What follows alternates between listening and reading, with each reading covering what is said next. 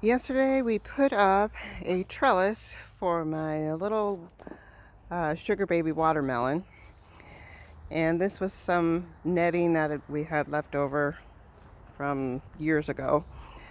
And oh, that's better without the sun in it. Just a couple of stake poles and netting right over this. There's two plants in there. Everything's covered with hay, and it's mounded up about 12 inches. Can't really see that from this vantage point, but that's what's going on. It's just getting started. It's been in there for about 2 weeks now.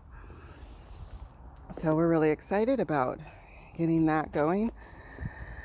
This is my no-dig garden. It is very happy. Just getting it started last year. Put it in about August and just let it sit over the winter. So now I've got potatoes going. I've got a second batch of potatoes coming up for a summer harvest. I've got some lettuce that we'll be harvesting and hopefully selling at the farmer's market. This is an Armenian cucumber that I just put in the other day. I'm gonna get that started and see what we get. Over here is my second no-dig garden that was put in at the same time. I'm using hay from from my mother-in-law, actually. She has goats at her house, so I just go get buckets of hay and lay them out. Here I have more Armenian cucumbers that are still really small.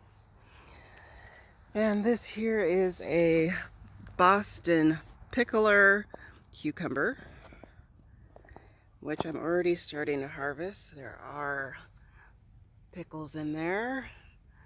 See? There we go. There's a lot of them coming in real quick here. This next tour is a bush cucumber. I haven't grown bush cucumbers before, so I'm wondering what they're going to do. I put the little trellis in anyways, just to see. But we've had so much rain that it's just not really taken off yet. But I do have a cucumber in there, hiding right underneath. So she must be okay. She's green. She's happy. So we're trying to do the thing. Let's see. I put in some parsley. These here are squash, and they're a new kind I haven't seen before called griller squash. They're supposed to come out a little square shaped so they can fit on the grill. We'll see. We'll see how it goes. Some dill here in the middle. My beans, these will be Kentucky pole beans coming up onto this trellis here. So what I want is this whole trellis to be covered in Kentucky pole beans, and they're just now coming up. There's about 6 to 8 of them around each pole. So they're finally making their escape from the ground. All right. And this is my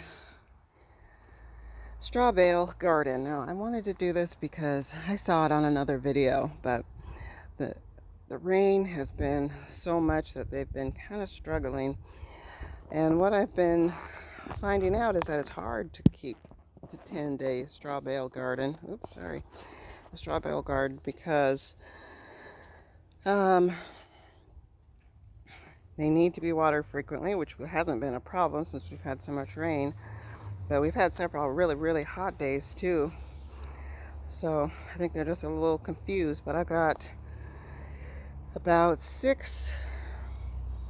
I've got 6 plants. I've got 4 determinate tomatoes in here, which means they'll all flower and fruit all at the same time, which would be these 3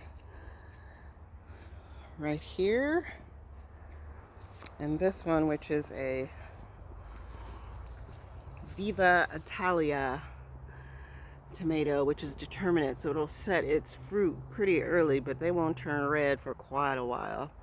So we'll be looking at these green tomatoes for a minute now. This right here is my baby. Now this is an indeterminate Virginia Sweets tomato. She's supposed to be about 6 feet tall. She's about 3.5 feet right now. She is grafted, which means they used a really good stock tomato for the roots, and they grafted another tomato on top. So we'll have great big fruits, and it's supposed to produce like nobody's business. So we're about to see. This is our experiment. I put my biggest cage on her, so I've been nursing her, watching her every day. We're probably gonna need some more steaks. And this right here is a mystery girl. This is something I won at the fair earlier this year, the spring garden fair that they have in our area. And so we'll see what happens. A couple of little peppers in here. Oh, a couple peppers. They're trying to do their thing. You know, another thing with these oh gosh, straw bale gardens is that tending to the bugs. Tending to the bugs has been real challenging.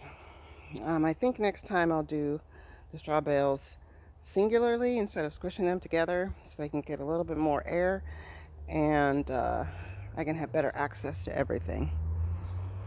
So that's my plan. Of course, everything is an experiment, but I'm having lots of fun. I've used a couple of these cement blocks. See these right here? Cement blocks. And I put my nasturtiums in there. And so they are going buck wild. They're very happy in these cement blocks. And I'll have even more nasturtium seeds coming up. So that's what's going on. There's a little area here that I dug out. We had a real problem with blackberries, so I gotta leave that open until I can dig out the blackberry vines that are underneath there. Pretty big ones too. This box, you can see, is an old box. We'll be tearing this down after this season, but use it one more time, get some use out of it. Got some peas going up the wall. Yeah, we got to paint, I know. Anyways, it's going up the wall there. I put in a couple, 2-3 rounds of peas, and we've been picking and eating. This tomato plant is Snow White. So little yellow cherry tomatoes, which are supposed to be very prolific.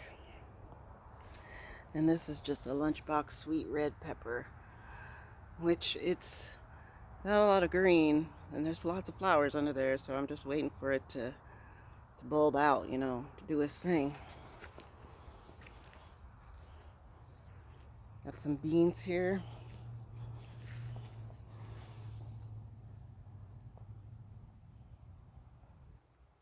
I put them in about a week apart of some others that I have in the front, and I'll show you those later. And this is my kale garden. Another little box here that will be torn out later because it's been used to death. It's time to change it. So I got kale. The sun doesn't come over here till about 11. So kale. We got a big old chard we've been working on picking. That thing's gonna be huge. I'm gonna just let it go and keep eating off of it. And then another round of beans. And the last thing, but not the least, I've got some Boondock tomatoes. And these ones have the potato leaves, right? So they don't have the regular tomato leaves. They have potato leaves, the big leaves like this. Okay, so we got flowers already. I'm probably gonna have to stake her pretty soon because they're gonna make big old tomatoes. Another boondock. I'm not gonna explain what's in the background, but you can see it's Oregon. And blueberries. Blueberries, I'm gonna have to cover these up, girls, because these birds are about to be on them. I'm trying not to have these birds eat up all my blueberries this year. I've never done blueberries before. I know they're finicky. I'm just trying to make it happen. And another project I have in the works is my memorial garden. I lost my cat. My cat died. My cat I had for 16 years. Our dog died. So I want to make a little memorial for my babies. So work in progress. Got some flowers in here. Put a little cherry tomato in here. I got this piece of wood up against the wall because the little kids over there. I be trying to hide from them. And I have some peace in my garden. Anyways, thank you for subscribing. And I can't wait to talk to y'all some more. And do some more videos and maybe some live chats. Check out what my problems are here, what's going good. And thank you for watching. Talk to you later.